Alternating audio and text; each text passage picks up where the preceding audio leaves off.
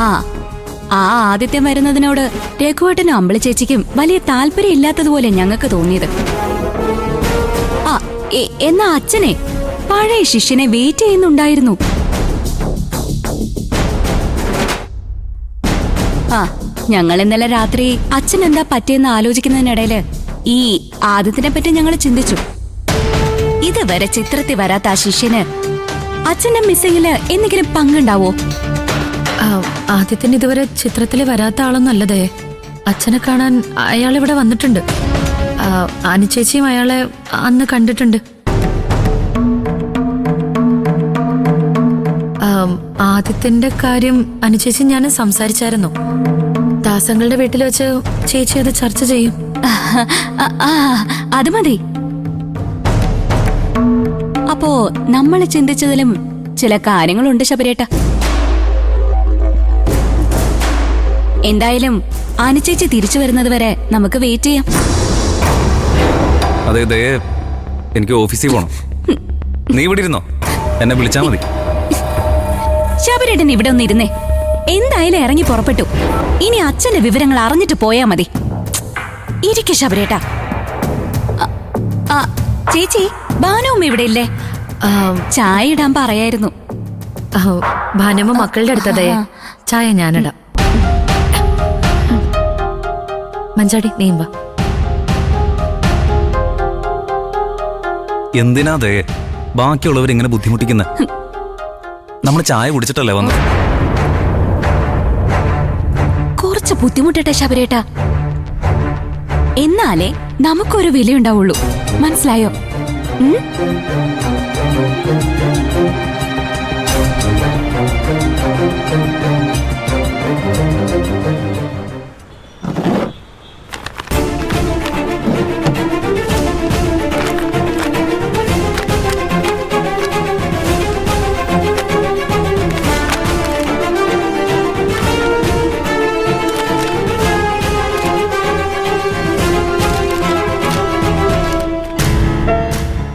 മൂന്ന് വണ്ടികൾ ഓട്ടത്തിലാ.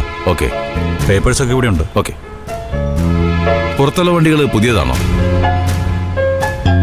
ഇവിടെയുള്ളതെല്ലാം 2020 മുമ്പുള്ള മോഡലാണല്ലോ. പുറത്തുള്ളതില് ഒരു ട്രാവലർ 2022 മോഡലാ. ബാക്കിയെല്ലാം 18-20 മോഡൽ തന്നെയാ മാത്യു ചേട്ടാ. മൊത്തം 7 വണ്ടികളല്ലേ? അതെ, വണ്ടിയെല്ലാം കണ്ടീഷനാ മാത്യു ചേട്ടാ. പേപ്പേഴ്സും കൃത്യ. ഇതിപ്പോ ഇങ്ങനെ ഒരു ആവശ്യം ആയതുകൊണ്ടാണ്.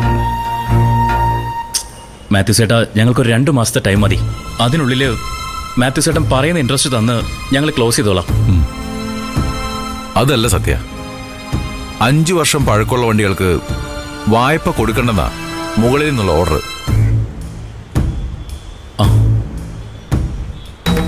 സത്യ, ഇതിലെല്ലാ വണ്ടിയുടെയും പേപ്പേഴ്സ് ഉണ്ട്.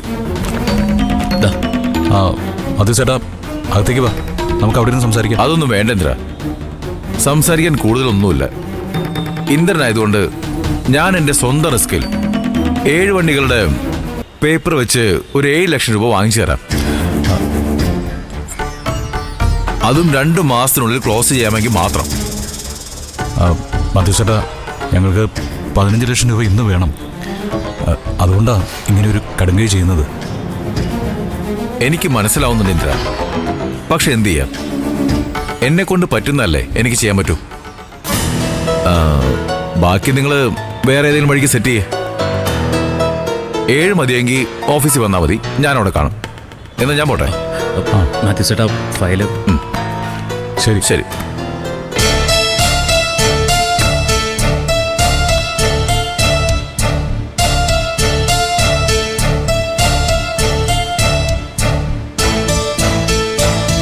ഏട്ടാ, 7 വാങ്ങിയിട്ട് എന്ത് ചെയ്യാനാ? ബാക്കി 8 നമ്മൾ എവിടെ പോവും? എനിക്കൊരു ഐഡിയ ഇല്ല സത്യ. വൈകുന്നേരത്തിന് മുമ്പ് കാശ് എത്തിച്ചില്ലെങ്കിൽ കാര്യങ്ങൾ വീണ്ടും കൈവിട്ടു പോകും.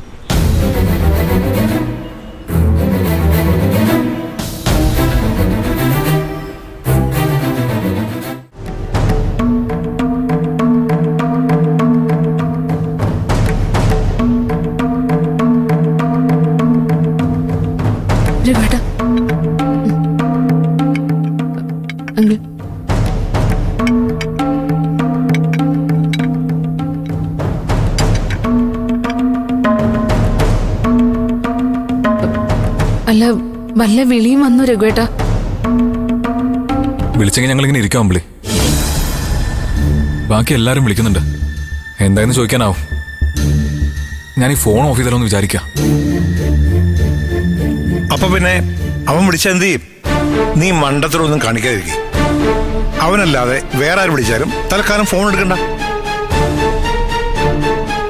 ആ തെണ്ടി എവിടെയായിരുന്നു എന്ന് അറിഞ്ഞിരുന്നെങ്കിൽ അങ്ങോട്ട് പോവായിരുന്നു. ഇതിപ്പോ എത്ര സമയം നമ്മൾ കാത്തിരിക്കേണ്ടി വരും? അച്ഛന്റെ ഫോണിൽ നിന്നല്ലേ അവൻ വിളിച്ചത്. അപ്പോ അച്ഛൻ അവന്റെ കൂടെ തന്നെ കാണുമായിരിക്കും അല്ലേ? അതുകൊണ്ട് കാര്യമില്ല മോളെ. അണ്ണന്റെ ഫോൺ പോലും അവൻ വാങ്ങി ഓഫ് ചെയ്ത് വെച്ചിരിക്കുക. അതുകൊണ്ട് തന്നെ അണ്ണനും വലിയ ടെൻഷൻ അടിക്കാനാണ് സാധ്യത. എന്നാലും അമ്മാവന്റെ ശിഷ്യനാണെന്നൊക്കെ പറഞ്ഞ് സ്നേഹത്തിൽ കൂടെ കൂടി അവൻ ഇങ്ങനെ ഒരു പണി ഒപ്പിച്ചല്ലോ. അവനൊരു പക്ക ക്രിമിനൽ തന്നെയല്ലേ അങ്കിൾ? അവന്മാർക്ക് ഇതൊക്കെ നിസ്സാരമല്ലേ?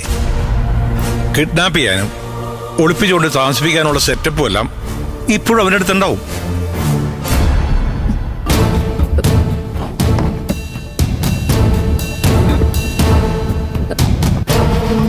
അച്ഛനെ അവന്മാർ ഉപദ്രവിക്കും അങ്കിൾ. ഏയ്, ഇപ്പോഴും രഘുവുമായിട്ട് ഒരു കോംപ്രമൈസ് ചർച്ചയ്ക്ക് വേണ്ടി മാത്രമായിരിക്കും അണ്ണൻ അവൻ കൊണ്ടുപോയത്. അത് വിജയിച്ചില്ലെങ്കിലേ അവനടുത്ത നടപടിയിലേക്ക് കടക്കൂ. അപ്പോ നമ്മൾ സ്വർണം തിരിച്ചു കൊടുക്കേണ്ടി വരും അല്ലേ അങ്കിൾ? അതിന് ആ സ്വർണം നമ്മുടെ കയ്യിലില്ലല്ലോ. അണ്ണൻ അവൻ്റെ കയ്യിൽ നിന്ന് മറ്റേതെങ്കിലും വിധത്തിൽ മോചിപ്പിക്കൽ മാത്രമേ നമുക്കിനി ചെയ്യാനുള്ളൂ. എങ്കിൽ പിന്നെ പോലീസിൽ പറയുന്നതല്ലേ നല്ലത്.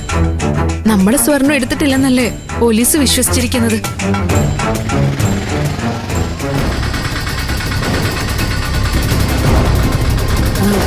ഞാനൊന്ന് നോക്കിയിട്ട് വരാം.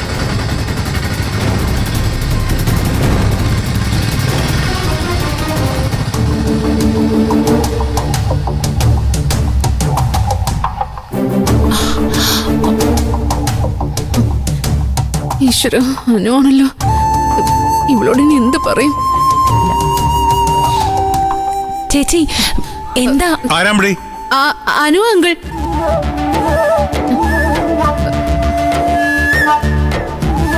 രഘുവേട്ടൻ എന്താ വിളിച്ചിട്ട് ഫോൺ എടുക്കാത്തെ? ബാക്കിയുള്ളവർ അവിടെ ടെൻഷൻ അടിച്ചിരിക്കായിരുന്നു. രഘുവേട്ടൻ അറിയില്ലേ? അല്ല, അത് അനു, ഞാൻ എന്താ രാവിലെ ആവുമ്പോഴേക്കും അച്ഛനെ ഇവിടെ എത്തിച്ചിരിക്കുന്നു പറഞ്ഞിട്ട് രഘുവേട്ടനെ ഇവിടെ ഒളിച്ചിരിക്കുകയാണോ? മോളെ, നീ ഇങ്ങനെയൊന്നും രഘുവേട്ടനോട് പറയല്ലേ. അച്ഛൻ ഇന്നലെ രാത്രി രഘുവേട്ടനെ വിളിച്ചിരുന്നു. എന്നിട്ട് എന്താ പറഞ്ഞത്? അച്ഛൻ എവിടെ രഘുവേട്ട ഉള്ളത്?